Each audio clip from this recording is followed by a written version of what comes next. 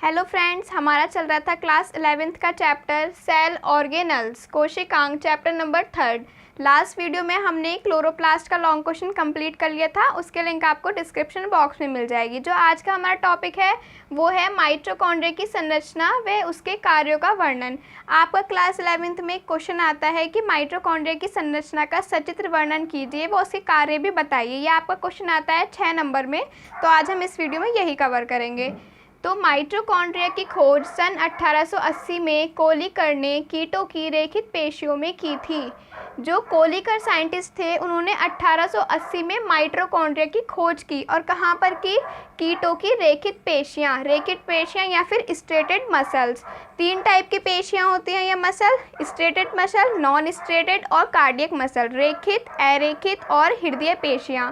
तो कीटों की, ये आप ध्यान रखेंगे कि कीटों की रेखित पेशियों में की थी।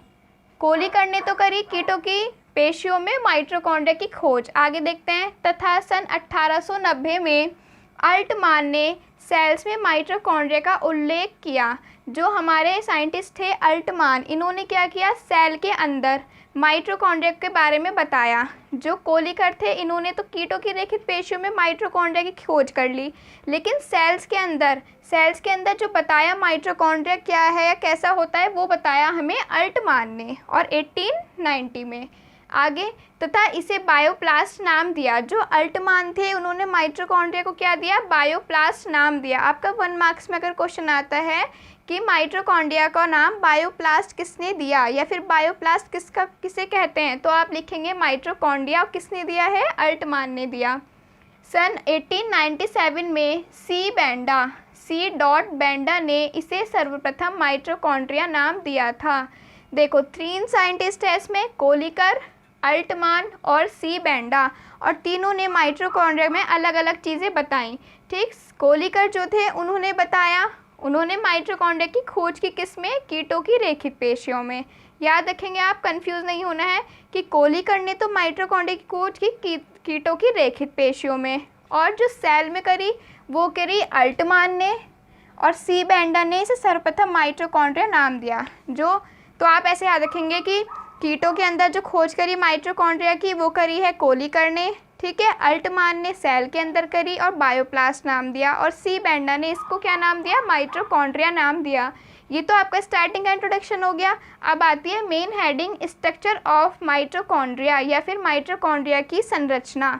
ये आपकी माइटोकॉन्ड्रिया की थ्योरी है और ये है आपका स्ट्रक्चर ऑफ माइटोकॉन्ड्रिया। तो मैं पहले आपको थ्योरी के साथ साथ और स्ट्रक्चर भी बताती रहूँगी, फिर ये सारी थ्योरी आपको बिल्कुल रटने की ज़रूरत नहीं है। मैं आपको स्ट्रक्चर से समझा दूँगी सब कुछ, तो आपको थ्योरी याद हो जाएगी। तो स्टार्ट करते हैं कि माइटोकॉन्ड्रिया गोलाकार या अंडाकार आकृति के कोशिकांग होते हैं। जो हमारा माइटोकॉन्ड्रिया है वो कैसा होता है? गोलाकार हो सकता है या फिर अंडाकार। ये मैंने अंडाकार बनाया है, गोलाकार मतलब स्फेरिकल, तथा अंडाकार ओवल शेप्ड आकृति के कोशिकांग या फिर ऑर्गेनल्स होते हैं। इनकी लंबाई 3 to 5 म्यूमीटर व व्यास 0.5 to 1.0 म्यूमीटर होता है। ये डिजिट आप बिल्कुल एज इट इज़ याद रखेंगे कि जो माइटोकॉन्ड्रिया है इसकी लंबाई कितनी है? 3.3 to 5 म्यूमीटर, और व्यास या फिर डायमीटर कितना है? 0.5 to 1.0 म्यूमीटर होता है।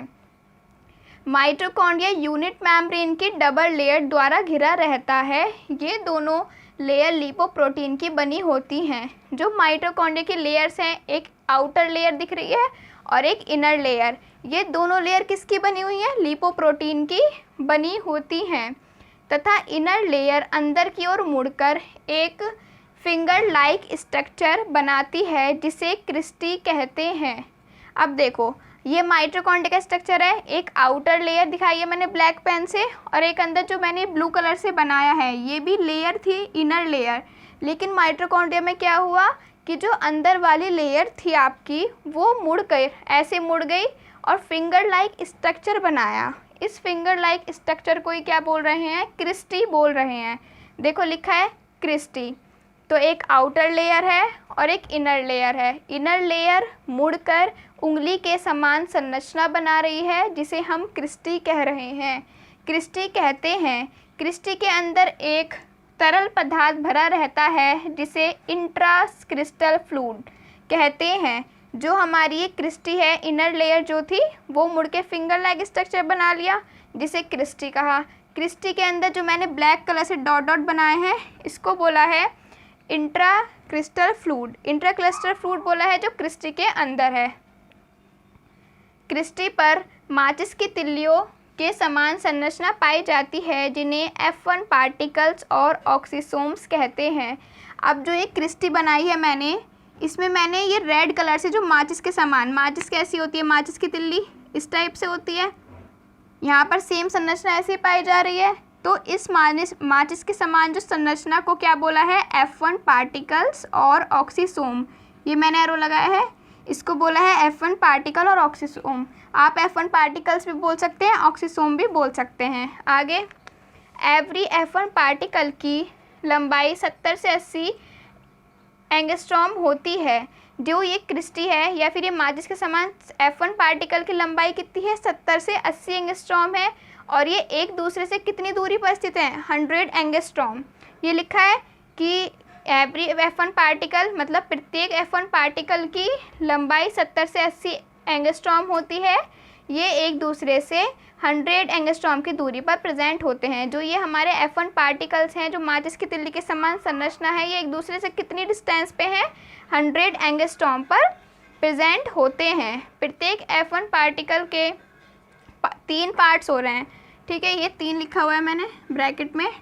जो हमारा F1 पार्टिकल है या फिर माचिस की तिल्ली के समान जो संरचना है उसके 3 पार्ट होते हैं। अब देखो, ये मैंने नीचे आपको अलग से दिखाया जिससे आपको यहाँ पे डायग्राम में इतना क्लियर नहीं दिख पा रहा होगा। आपको एग्ज़ाम में दोनों डायग्राम बना के आने हैं। ये मैंने बनाया है क्रिस्टी, ये समझो मैंने इसे इतना काट के यहाँ पे रख दिया है। ये क्रिस्टी का स्ट्रक्चर बनाया है।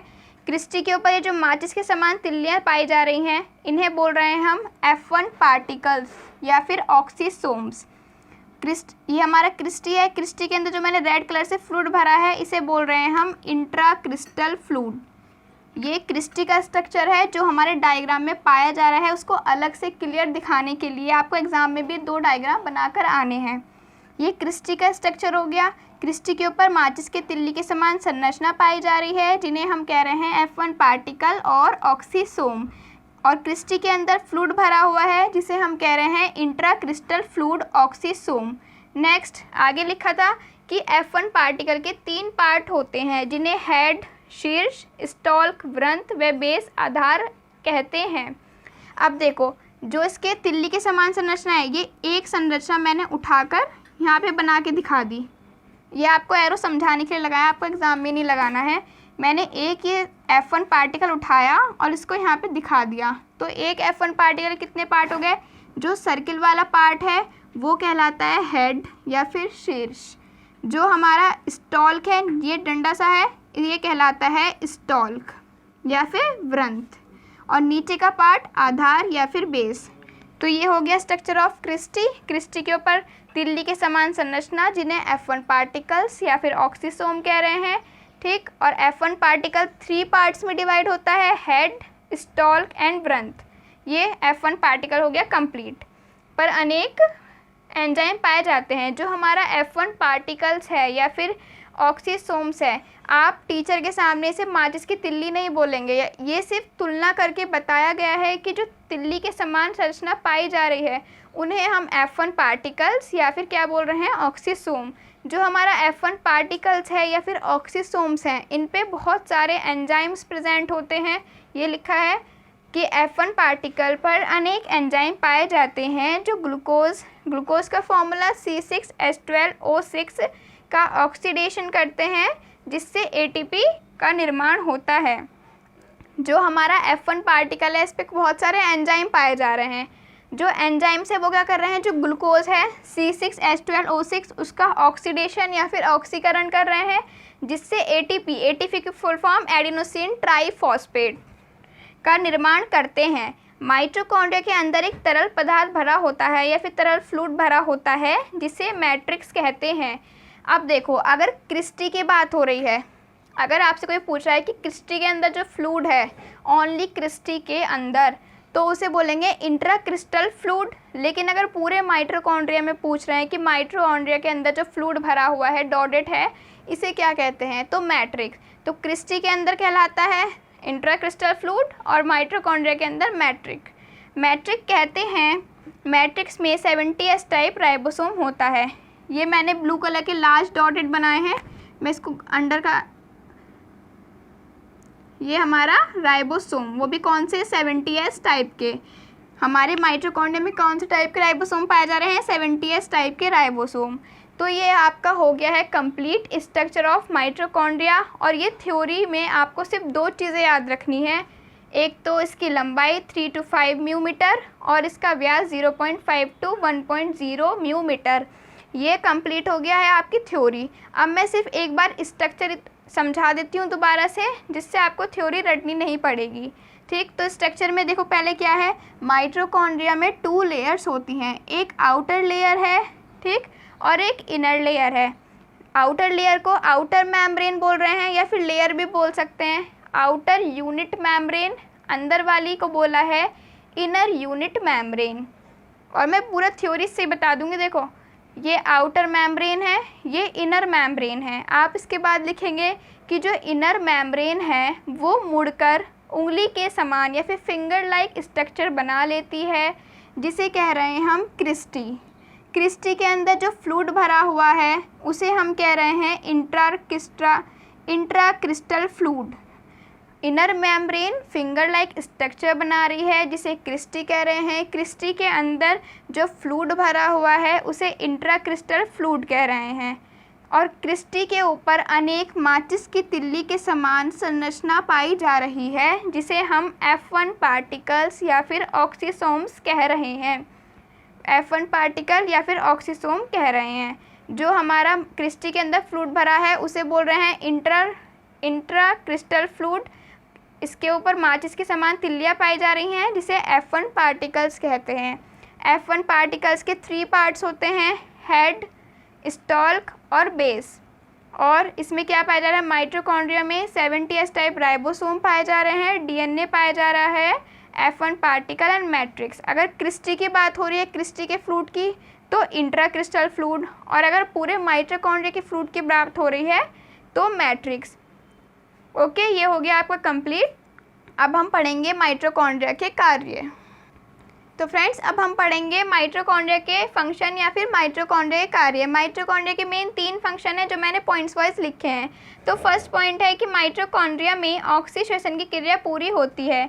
ये ऑक्सीडेशन और अनऑक्सीडेशन, आपका एक चैप्टर है आगे 11th क्लास में रेस्पिरेशन, हम उसमें लॉन्ग में पढ़ेंगे ऑक्सीडेशन भी और अनऑक्सीडेशन भी। लेकिन आपको इस पॉइंट में बस ये याद रखना है कि जो ऑक्सीडेशन की क्रिया पूरी हो रही है वो कहाँ पर हो रही है, माइटोकॉन्ड्रिया में। नेक्स्ट पॉइंट है, इसके मैट्रिक्स में क्रेब्स साइकिल द्वारा पायरुविक एसिड का विघटन होता है। मैट्रिक्स मैंने अभी बताया था, माइटोकॉन्ड्रिया की जो फ्लूइड है उसे मैट्रिक्स कह रहे हैं। और अगर क्रिस्टी के फ्लूइड की बात करें तो इंट्राक्रिस्टल फ्लूइड। अगर आपसे पूछ रहा है कि टीचर ने पूछा जो क्रिस्टी के अंदर फ्लूइड है उसे क्या कह रहे हैं, तो इंट्राक्रिस्टल फ्लूइड। और माइटोकॉन्ड्रिया के अंदर पूछा तो मैट्रिक्स। तो मैट्रिक्स जो है माइटोकॉन्ड्रिया का, उसमें क्रेब साइकिल कंप्लीट हो रही है। आपका आगे एक चैप्टर आएगा उसमें हम क्रेब साइकिल कंप्लीट करेंगे। तो फिलहाल आपको ये याद रखना है, जो क्रेब साइकिल कंप्लीट हो रही है माइटोकॉन्ड्रिया के कौन से पार्ट में हो रही है, मैट्रिक्स में। और जिससे क्या बन रहा है, पायरुविक एसिड बन रहा है। ठीक, क्रेब साइकिल हो रही है कंप्लीट मैट्रिक्स में, जिसके अपघटन से बन रहा है पायरुविक एसिड का विघटन हो रहा है। थर्ड पॉइंट है जो ये बहुत ज़्यादा इंपॉर्टेंट है, डीएनए अपचयित या फिर रिड्यूस्ड होते हैं। जो डीएनए है वो रिड्यूस्ड होते हैं। रिड्यूस्ड डीएनए ऑक्सीसोम में पाए जा रहे हैं। ऑक्सीसोम किसे कहा है, जो हमारे क्रिस्टी पे तिल्ली के समान, माचिस की तिल्ली के समान संरचना पाई जा रही है, जिन्हें हम F1 पार्टिकल्स या फिर ऑक्सीसोम कह रहे हैं। आप F1 पार्टिकल्स भी कह सकते हैं और ऑक्सीसोम्स भी कह सकते हैं। तो जितने भी हमारे डीएनए अपचयित हुए हैं वो सब कहाँ प्रेजेंट है, हमारे F1 पार्टिकल या फिर ऑक्सीसोम पे प्रेजेंट होते हैं। जहाँ इलेक्ट्रॉन परिवहन तंत्र द्वारा ADP का निर्माण होता है। 2 चीज़ें होती हैं, एक ATP और एक ADP। ATP की फुल फॉर्म एडिनोसिन ट्राईफॉस्फेट और डी में डाईफॉस्फेट। तो एडिनोसिन डाईफॉस्फेट ADP की और ATP एडिनोसिन ट्राईफॉस्फेट। तो इलेक्ट्रॉन परिवहन तंत्र द्वारा एडीपी का निर्माण होता है। एडीपी एडिनोसिन डाइफॉस्फेट का निर्माण होता है। इस कारण माइटोकॉन्ड्रिया को पावर हाउस भी कहा जाता है। ये लाइन इस पॉइंट्स की सबसे इम्पॉर्टेंट लाइन है। आपका वाइवा में कभी कभी टीचर पूछता है कि पावर हाउस किसे कहा जाता है, तो माइटोकॉन्ड्रिया को। और क्यों कहा जाता है? क्योंकि माइटोकॉन्ड्रिया के अंदर ही हमारी एनर्जी एटीपी या फिर एडीपी क्या है, प्रोड्यूस हो रही है, इसलिए इसे क्या कहा जाता है, पावर हाउस। कॉम्पिटिटिव एग्जाम में बहुत ज़्यादा पूछा जाता है कि माइटोकॉन्ड्रिया को पावर हाउस क्यों कहा जाता है, या फिर पावर हाउस किसे कहा जाता है। किसे कहा जाता है? माइटोकॉन्ड्रिया को। ओके, क्योंकि इसमें विभिन्न जैविक कार्यों के लिए ऊर्जा जो एटीपी से मिलती है उसका फॉर्मेशन होता है। पावर हाउस क्यों कह रहे हैं? क्योंकि जो भी हम जैविक कार्य कर रहे हैं, ठीक, जो भी हम जैविक कार्य कर रहे हैं उसके लिए एनर्जी चाहिए, और वो सब एनर्जी कहाँ प्रोड्यूस हो रही है? हमारी माइटोकॉन्ड्रिया में। तो माइटोकॉन्ड्रिया का तो मेन रोल हो गया एनर्जी प्रोड्यूस करने में, इसलिए इसको कहा जा रहा है पावर हाउस। ये आपके तीनों पॉइंट कंप्लीट हो गए हैं। माइटोकॉन्ड्रिया ऑक्सीडेशन की क्रिया में पूरी होती है। कहाँ पे? माइटोकॉन्ड्रिया में। क्रेब साइकिल कहाँ पूरी हो रही है? माइटोकॉन्ड्रिया के मैट्रिक्स में। और जो अपचेत डीएनए है वो सब ऑक्सीसोम में प्रेजेंट होते हैं, जिससे क्या है, एटीपी का निर्माण हो रहा है। और इसे पावर हाउस क्यों कह रहे हैं? क्योंकि हमें जितनी भी कार्य करने के लिए एनर्जी चाहिए वो सब हमें माइटोकॉन्ड्रिया से प्राप्त हो रही है। क्यों? क्योंकि इसमें एटीपी का फॉर्मेशन हो रहा है। तो फ्रेंड्स, ये हो गया है आपका माइटोकॉन्ड्रिया का लॉन्ग क्वेश्चन कंप्लीट। ये आपका लॉन्ग में ही आता है, कभी कभी 3 नंबर में भी आ जाता है कि ओनली माइटोकॉन्ड्रिया का स्ट्रक्चर और उसके कार्य बताइए। अगर 3 नंबर में आता है तो आपको स्ट्रक्चर और कार्य देकर आ जाना है, अगर उसने क्वेश्चन में पूछा है। अगर लॉन्ग में आता है तो पूरा ही आता है कि कार्यों का और उसकी संरचना का शरीर चित्र वर्णन कीजिए। ठीक है, तो ये माइटोकॉन्ड्रिया कंप्लीट हो गया है। तो फ्रेंड्स, वीडियो पसंद आई तो लाइक कर देना और मेरे चैनल को सब्सक्राइब कर लेना। Thank you.